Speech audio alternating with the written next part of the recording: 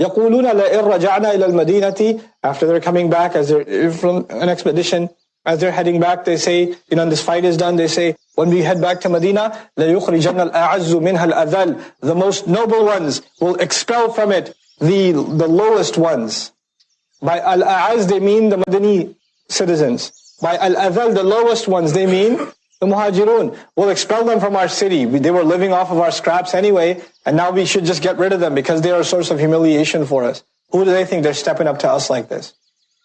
You see, this also came about because who had Allah honored more in Surah Al-Mujadala? You remember? The muhajirun. They were honored. And then Allah talked about, and the Ansar also 888. But the first thing that was mentioned was the muhajirun. They were talked about first. And the munafiq hears the muhajirun being praised. First of all, they live off of us and now they get a higher rank and the spoils are going to be given to them. What is this? Allah says, وَلِلَّهِ الْعِزَّةِ Nobility and authority belongs to Allah alone. وَلِرَسُولِهِ And to His Messenger. وَلِلْمُؤْمِنِينَ And to true believers. وَلَكِنَّ الْمُنَافِقِينَ لَا يَعْلَمُونَ However, hypocrites, they have no knowledge whatsoever.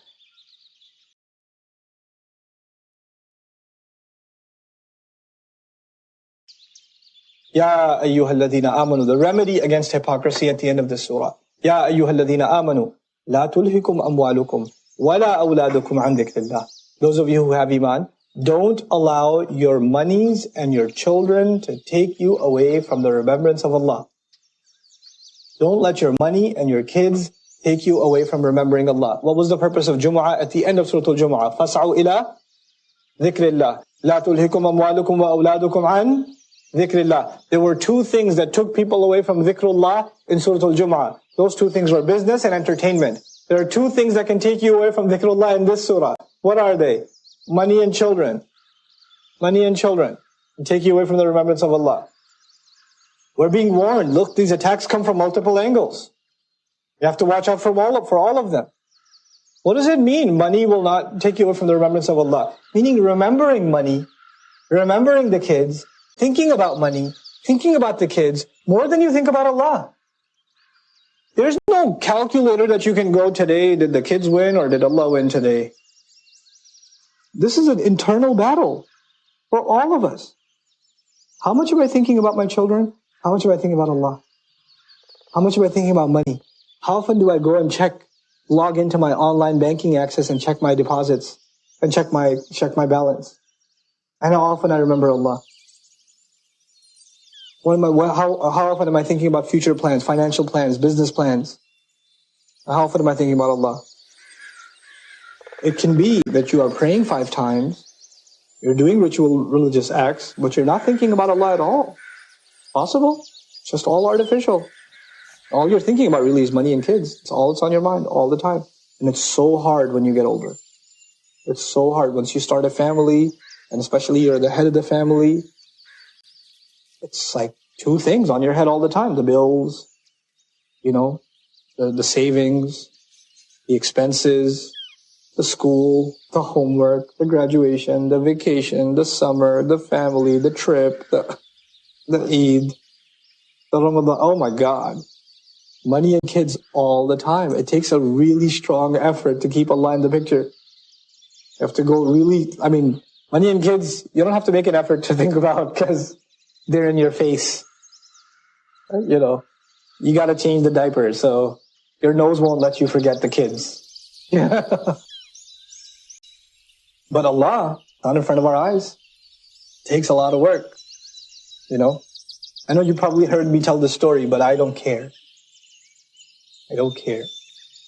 Because I think about that even now. That story, I remember that story and I get shaken up even now. It was when I only had one daughter, Husna. So long ago, many moons ago. One child, I can't even count. How many? 6, yeah, 6. 6 now. I can't even tell their names right anymore. Hey, Imad, Walid, Waliya, Huda, child. Don't do that. But your first child, my wife and I, we have this bad habit. We judge people. So, People that have one child, we just scoff at them. They think they got it hard. Even at Hajj, we're like on the escalator and this lady's holding a child and she's like, I don't know what to do. My wife's like, woman, come on. That's one. That ain't nothing. I got 6 in one hand. You know. When you have one child though, you're so obsessive compulsive. It's so cute. Oh yeah, it's just his first burp. Did you record it? It threw up on me. It's so cute. Everything's adorable about the first child. It could be ugly as a mule. Doesn't matter. It's your first child. You know? They say in Arabic, Al-qirdu fi ayni ummihi ghazal. They say in Arabic, the monkey in the eyes of his mother is a gazelle. Everything about them is adorable. Everything about them. You know? I'm making salat at home. I still remember in Long Island. Making salat at home. And my daughter's like crawling around. And out of nowhere, puts her hands on the ground. And she stood up. And she's going, Abba, Abba, Abba, Abba. First word she learned, Abba, Abba, Abba. And I'm in salat. And Allah didn't just give us vision enough to see the rectangle in front of us that we're praying in, the musalla. You know. But we have peripheral vision. On the corner of my eye, I see a child standing up saying, Abba, Abba, Abba, Abba. Look what I just did. You know? And I was in my salat and in salat. The craziest thing, I was reciting Surah Al-Munafiqoon, and the next ayah I recited was this one. Ya ayyuhalladhina amanu la tulhikum amwalukum wa la awladukum an dhikrillah. Those of you who claim to have iman, don't let your money or your children distract you from remembering Allah. Like, oh, what am I place? SubhanAllah. I forgot that I had a child. Forgot that I had a child. I was so overwhelmed. You know, وَمَنْ يَفْعَلْ ذَلِكَ, and whoever does that, أُولَٰئِكَ هُمُ الْخَاسِرُونَ, and they're the ultimate losers. This idea of family distracting you from the remembrance of Allah will be mentioned in the next surah too. It will come up in the next surah too as a matter of iman. How can they become a trial for you? إِنَّمَا أَمْوَالُكُمْ وَأَوْلَادُكُمْ فِتْنَةٌ وَاللَّهُ عِنْدَهُ أَجْرٌ عَظِيمٌ. Next surah also. You know? But don't let your money and kids distract you from remembering Allah. Some people misuse these ayat. And they manipulate Muslims and get them to start thinking that you have to join Islamic causes. And when you join those causes, don't worry about your finances and don't worry about your family, because if you do, then they're taking you away from the remembrance of Allah. So you should be part of the cause. So what if you're not home 18 hours a day? Allah will take care of them. You take care of Allah's deen. That's manipulation. That's not genuine. That's not true. We have to serve our deen. But part of our deen is taking care of our family. Part of our deen is, making sure that they have a halal livelihood. And that the children are raised with a father that's there to do tarbiyah of them. It's a bogus idea that somehow you are going to go serve deen and the mother will raise the children without the role of a father. How critical is the role of a father? How are you going to go away and do whatever, da'wah and this and that, and you have no time for your family, and you're going to stand in salat and recite Yaqub alayhi salam giving advice to Yusuf alayhi salam? Where are you? Where's your boys, Yaqub? How are you reciting this ayat and you're not a father? You know? That's not what our deen requires. In emergency situations, in the battlefield, when Badr and Uhud and Ahzab came, yes, leave the family, join the army. It's a draft. And if your son's old enough, he'll join the army too. It's a draft. That's a different situation. But under normal circumstances, we're not supposed to abandon our family and say that we're serving deen. That's not serving deen. The biggest problem of the world today is the destruction of the family unit. It's not political. It's not ideological. The biggest problem is parents don't know how to raise children anymore, so we are raised in a nation of corrupt human beings. A humanity that's filled with corrupt human beings that weren't raised properly. And we're going to do da'wah and talk to people and not raise our own children?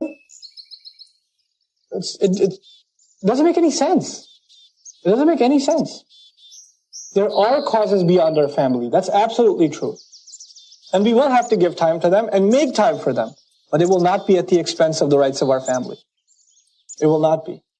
However, if your family, you're so obsessed with them, you're so into them that you have no time for Allah, you have no time for anything else, then there's a problem.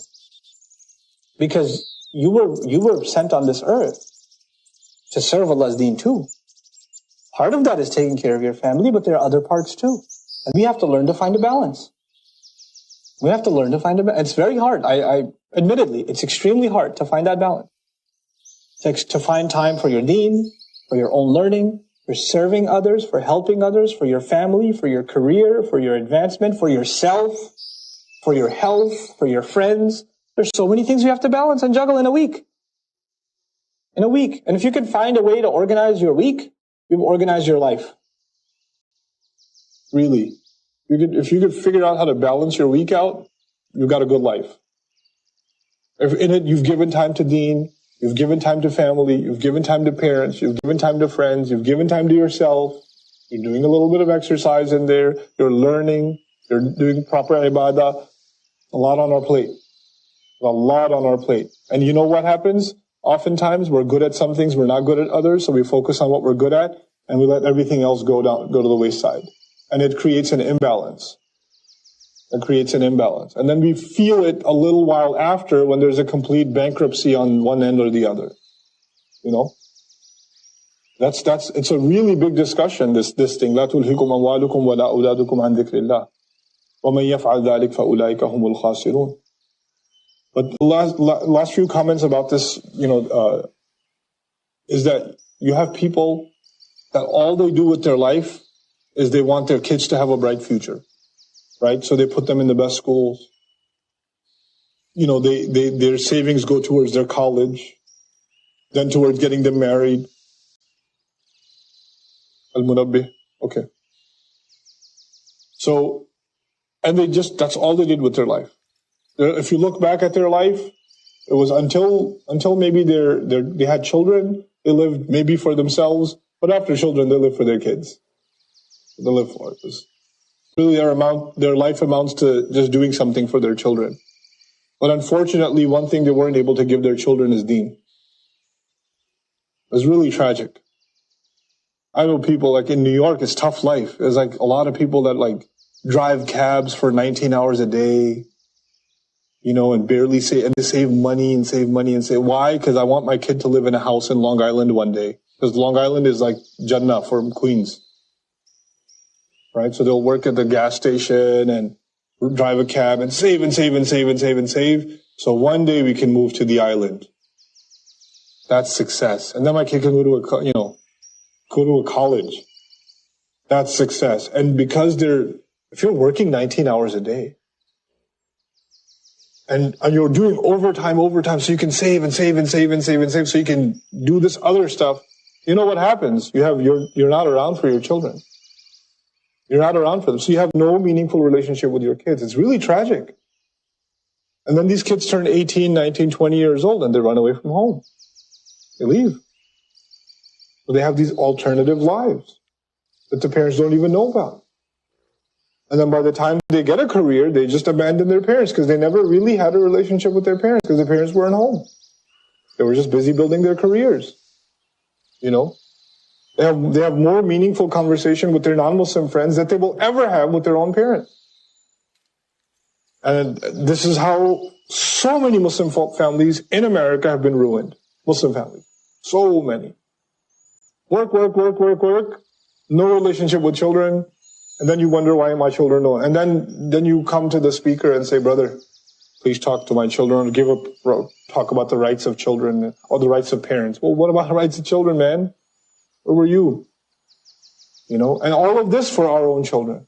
Surah At-Tawbah is even scarier. Allah says Allah gave them, فَلَا تُعْجِبْكَ أَمْوَالُهُمْ وَلَا أَوْلَادُهُمْ. Don't be impressed with their money and their kids. إِنَّمَا يُرِيدُ اللَّهُ لِيُعَذِّبَهُمْ بِهَا. Allah only wants to torture them by means of their money and their kids. That same thing you work towards your whole life becomes a means by which you're tortured. لَا حَوْلَ وَلَا قُوَّةَ إِلَّا بِاللَّهِ. وَتَزْهَقَ أَنفُسُهُمْ. Their selves get consumed. They get eaten up from the inside. فَأُولَٰئِكَ هُمُ الْخَاسِرُونَ.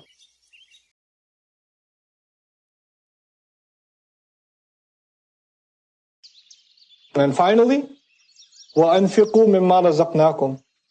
Spend from what we have provided you.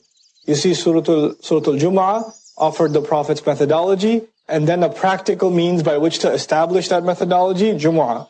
Surah Al-Munafiqoon offers a very serious problem, introduces us to a very serious problem, which is nifaq, hypocrisy, and the solution to nifaq is infaq.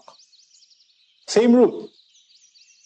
One of the main solutions to nifaq is spending. أَنْفِقُوا مِمَّا رَزَقْنَاكُمْ. Spend from what we have provided you. Now, Allah didn't say أَنْفِقُوا مِنْ أَمْوَالِكُمْ. He said مَا رَزَقْنَاكُمْ. What's the rizq in the previous ayah? Just if you look at the context, what's the rizq? Amwal wal awlad.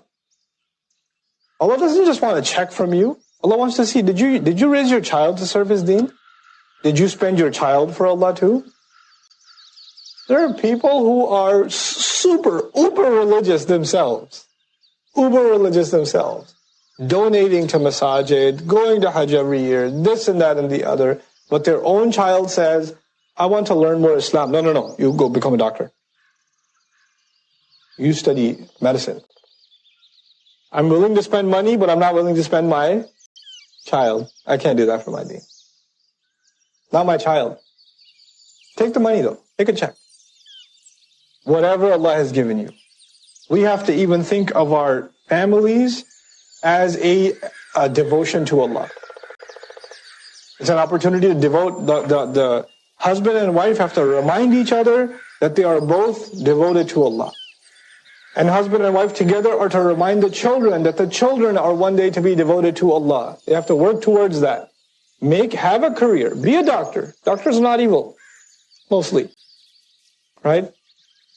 Be a physician. Be an architect. Be a businessman. Be an entrepreneur. But don't forget you're here to serve deen. Allah never gave us money so we could be successful. Allah gave us money so we could spend more.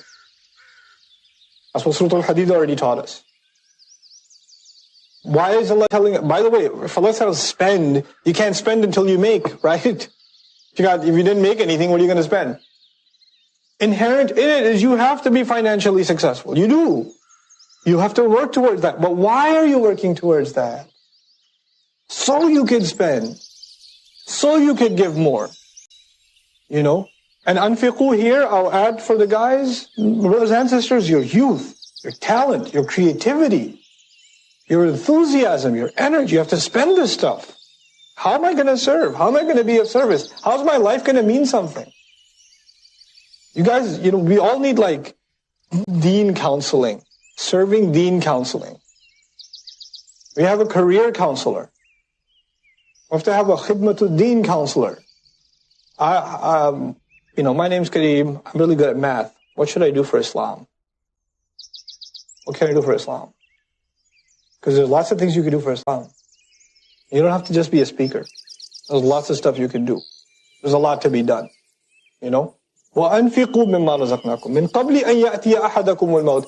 Before death comes to any one of you, what was the problem? The major negative mentioned in the previous? Death, running from death. You can't run from it. فَيَقُولَ رَبِّي لَوْلَا أَخَّرْتَنِي. Then in that case he would say, Master, if you just delay for me just a little bit, إِلَىٰ أَجَلٍ قَرِيبٍ, until just a nearby deadline. Give me a couple more days. Just a couple more days. فَأَصَّدَّقْ. Then I'll confirm the truth. A long time ago I saw a short film. I think it was one of the winners in the Sundance Film Festival. It was about the afterlife. Some guy made a film about the akhirah. I thought it was hilarious. And it had a good lesson. I really enjoyed watching it. It's from the Christian perspective. Guy dies. He's a bad guy. He's not a good guy. And he gets into a car accident. Right? And as soon as he dies, he's going up an elevator. And he comes out of the elevator and there's a processing office. And they're like, oh, Mr. Smith, please come here. And the clerk is calculating his good deeds and his bad deeds in his database.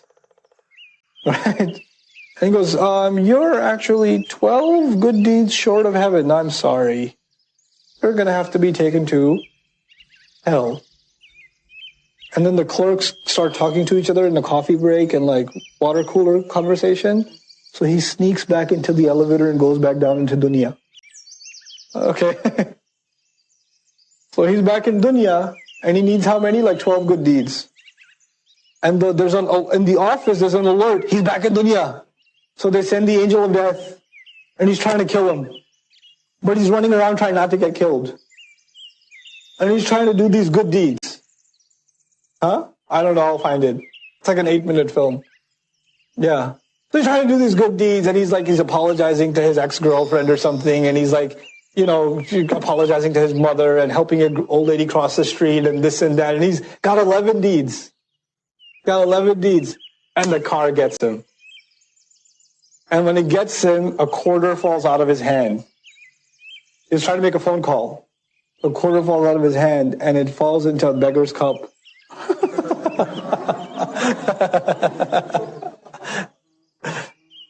But that guy got a second chance, right? Ain't no second chances in real life. There's no lawla akhartani, let me take the elevator back. I mean, come on. Few more good deeds. Nuh-uh. فَأَصَّدَّقْ, then I'll be true. فَأَكُمْ مِنَ الصَّالِحِينَ, I'll be from the righteous. I will be among the righteous. Seriously, if you want to understand this ayah, go watch that movie.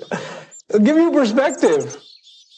It'll give you that's not going to happen. You're not going to be like, oh, please, I got one more chance, please. Come on. Just one. When your job, that might happen, you might start begging and pleading your employer, don't fire me. Please. And he might let it go. Akhirah, no. It's done.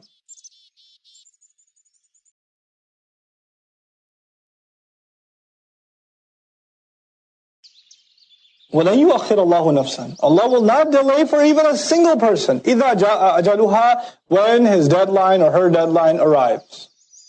وَاللَّهُ خَبِيرٌ بِمَا تَعْمَلُونَ. And Allah has full news, full account of what you're up to, what you're doing. Meaning, get your act together now. Why are you worried about making excuses in the future when you can change your behavior now? If you've already been told, well, this is coming, and you didn't change your act, you didn't get your act together at all, then why should you be given a second chance? You've already been told. May Allah Azza wa Jal save us from being munafiqeen, and may Allah Azza wa Jal save us from having a facade of our deen, and only for it to be revealed on Judgment Day that it was meaningless. May Allah Azza wa Jal save our iman, protect our iman, and make it stronger and stronger as the days go by.